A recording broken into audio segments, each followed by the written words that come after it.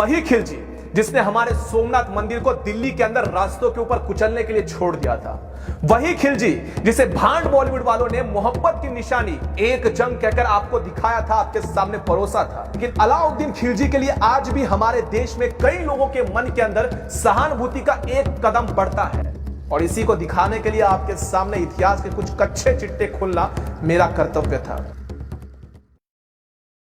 इतिहासकार पुरुषोत्तम नागेशोक लिखते हैं कि भारतीय मुस्लिम शासक, चाहे वो अकबर, औरंगजेब, अहमद शाह या अलाउद्दीन, कोई भी हो, हर कोई दैत्य, अत्याचारी, कपट और दुष्टता का साक्षात अवतार था। सभी एक दूसरे से एक बढ़कर शैतान थे। इस सच्चाई को पहचानने के लिए सभी को सांप्रदायिकता का चश्मा उतार कर उन्हें देखना, जांचना और परखना होगा। अलाउद्दीन खिलजी इन्हीं शैतानों में से एक अनपढ़ और महाखूंखार शैतान था। खिलजी मध्य एशिया का तुर्की थे जो अफगानिस्तान में आकर रहने लगे थे। अलाउद्दीन जुलाई 1296 ईस्वी में अपने चचा सुल्तान जलालुद्दीन खिलजी की हत्या कर खुद सुल्तान बन गया था।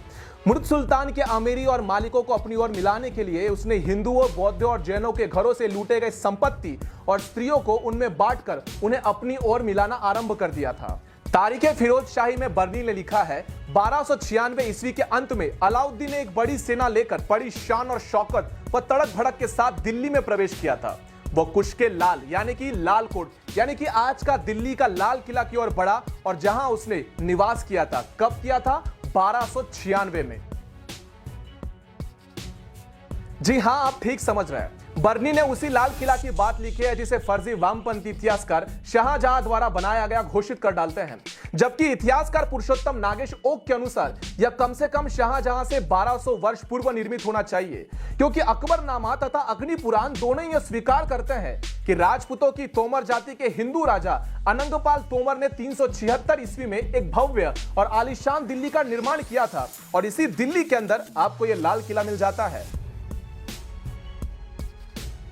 जलालुद्दीन खिलजी का बड़ा बेटा अरकली खान, जो मुल्तान का सुल्तान था और हिंदू बौद्ध नारियों के साथ जबरन करना, हिंदू बौद्ध बालकों और निशस्त्र पुजारियों की हत्या के लिए कुख्यात था, उसने भी अलाउद्दीन की शैतानी शक्ति जो उलूग खान और जफर खान के नेतृत्व में भेजी गई थी, उनके सामने आत्मसमर्पण कर दिया।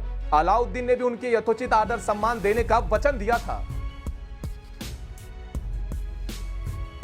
जबकि मृत सुल्तान जलालुद्दीन के पुत्र और परिवार दिल्ली आ रहे थे, तो अलाउद्दीन ने उन्हें रास्ते में ही खत्म करने का भार नुसरत खान को सौंप दिया। नुसरत खान उनके दल को एक सुनसान जंगल में रोका और उनके सभी संपत्तियों को लूटकर और उनके जवान खूबसूरत स्त्रियों को छांटकर बाकी सबको हलाल करके रख दिया। यानी कि वचन दिया था संरक्षा का, और यहीं पर आते आते सबको मार दिया, और इन सभी लूटे हुए संपत्ति और स्त्रियों में से 4 भाग आपस में बांटकर नियमानुसार एक भाग सुल्तान अलाउद्दीन के लिए संरक्षित करके भेज दिया गया, और बाकी जो लोग बचे थे उन्हें जीवित छोड़ दिया गया। लेकिन जीवित भी कैसे? सभी की आंखें फोड़ दी और सभी को अंधा करके वहीं पर फेंक दिया गया। 1297 ईस्वी में मुगलों ने पंजाब पर आक्रमण कर दिया। अलाउद्दीन ने सेना भेजी, जालंधर के निकट विकट संग्राम हुआ और मुगल भाग खड़े हुए। इस बीच अलाउद्दीन की सेना ने जाते और आते वक्त जालंधर और आसपास के क्षेत्रों में हिंदुओं और बौद्धों की संपत्ति और खास करके हिंदू बौद्ध स्त्रियों की भयानक लूटपाट की थी। मुगलों पर विजय के बाद शैतान अलाउद्दीन खिलजी और खूंखार बन गया। उसने गुजरात पर आक्रमण किया। यदुवंशी राजा करण राय अपनी राजधानी अन्नीलवाड़ को छोड़कर अपनी पुत्री देवल देवी के साथ देवगिरी के यादव रामदेव राय के यहां शरण लिया। अलाउद्दीन की शैतानी सेना ने गुजरात को जी भर के लूटा और राजा करण राय की पत्नी कमला देवी को भी लूटकर माल सहित अलाउद्दीन के हरम में पहुंचा दिया गया। इतिहासकार बर्नी लिखता है कि प्रतिवर्ष अलाउद्दीन खिलजी के यहाँ 2-3 पुत्र उत्पन्न हो रहे थे। अब यहाँ पर ज्यादा दिमाग मत लगाना, उसके पास केवल एक ही बीवी नहीं थी, बहुत सारी बीवियां थी, जिसके वजह से ये 2-3 का रेशो बहुत ही कम है, और जो पुत्रियां होती थी उनकी संख्या की कोई गिनती ही नहीं थी। बर्नी आगे लिखता है कि सारा गुजरात आक्रमणकारियों का शिकार हो गया। महमूद गजनवी के विजय के बाद पुनर्स्थापित सोमनाथ की प्रतिमा को उठाकर दिल्ली लाया गया और लोगों के चलने के लिए उसे नीचे फैला के रख दिया, ताकि ये नीच खिलजी और ये मुगल के लोग उसके ऊपर चल सके। अलाउद्दीन खिलजी जैसा ही उसका शैतान सिपा सलाहर नुसरत खान खंबक नगर के सारे हिंदू व्यापारियों को उसने लूट लिया। उसी दौरान एक खूबसूरत हिंदू बालक अलाउद्दीन खिलजी के हाथ लग गया, जो उसके अप्राकृतिक यौन लिप्सा की पूर्ति का साधन बन गया।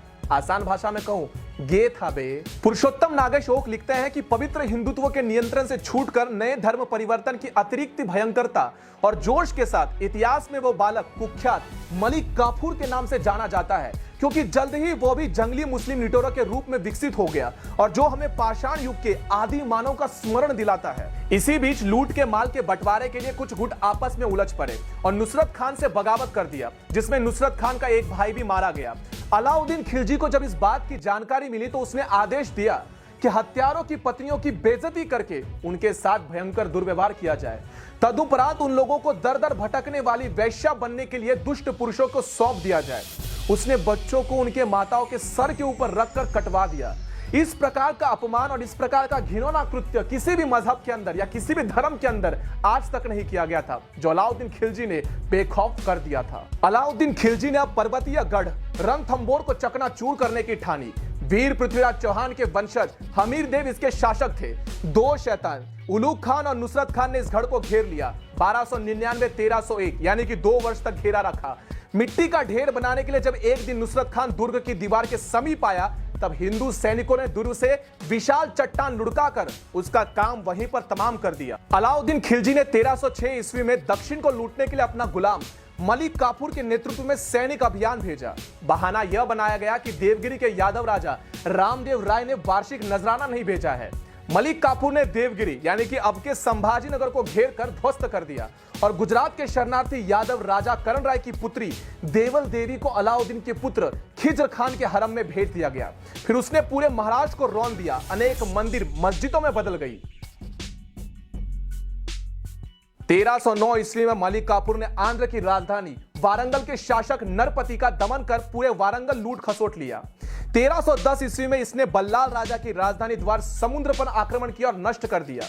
दक्षिण के लूट में मलिक काफूर ने 618 हाथी, 20,000 घोड़े, 95,000 मन स्वर्ण तथा अन्य कीमती हीरे जवाहराती दिल्ली सल्तनत को भेंट की, पर नियमानुसार यह सिर्फ लूट का 5वां हिस्सा था। शैतान मलिक काफूर इतना शक्तिशाली हो गया कि अलाउद्दीन, उसकी पत्नी और पुत्र के झगड़े से लाभ उठाकर अलाउद्दीन की पत्नी और पुत्र को बंदी बना लिया।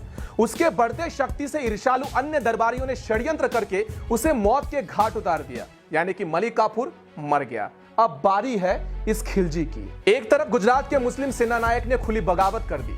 राणा हमीर देव ने भी चित्तौड़ वापस ले लिया। दक्षिण में राजा रामदेव राय के दामाद हरपाल देव ने देवगिरी पर साहसिक आक्रमण कर दिया। मुस्लिम दुर्गपति दुम दबाकर भाग खड़े हुए। देवगिरी का सम्मान पुनः लौट गया। इन सब घटनाओं से विचलित होकर शैतानों के शैतान महाशैतान अलाउद्दीन खिलजी 1316 ईस्वी में जहन्नुम के लिए रवाना हो गया और धरती का बोझ कुछ कम हो गया। तो यह इतिहास था अलाउद्दीन खिलजी का। वही खिलजी जिसने हमारे सोमनाथ मंदिर को दिल्ली के अंदर रास्तों के ऊपर कुचलने के लिए छोड़ दिया था। वही खिलजी जिसे भांड बॉलीवुड वालों ने मोहब्बत की निशानी एक जंग कहकर आपको दिखाया था, आपके सामने परोसा था और आपने भी व्हाट्सएप के डीपी में खिलजी की फोटो लगाई थी। भले ही वो रणवीर ने उसका किरदार निभाया हो, लेकिन अलाउद्दीन खिलजी के लिए आज भी हमारे देश में कई लोगों के मन के अंदर सहानुभूति का एक कदम बढ़ता है और इसी को दिखाने के लिए आपके सामने इतिहास के कुछ कच्चे चिट्टे खोलना मेरा कर्तव्य था। अब आपका कर्तव्य है कि इस वीडियो को अधिक से अधिक लोगों तक पहुंचाकर अलाउद्दीन खिलजी और उनकी औलादों तक ये सच्चा इतिहास पहुंचाएं। अगले वीडियो के अंदर मिलते हैं सनातनियों, तब तक के लिए जय सनातन।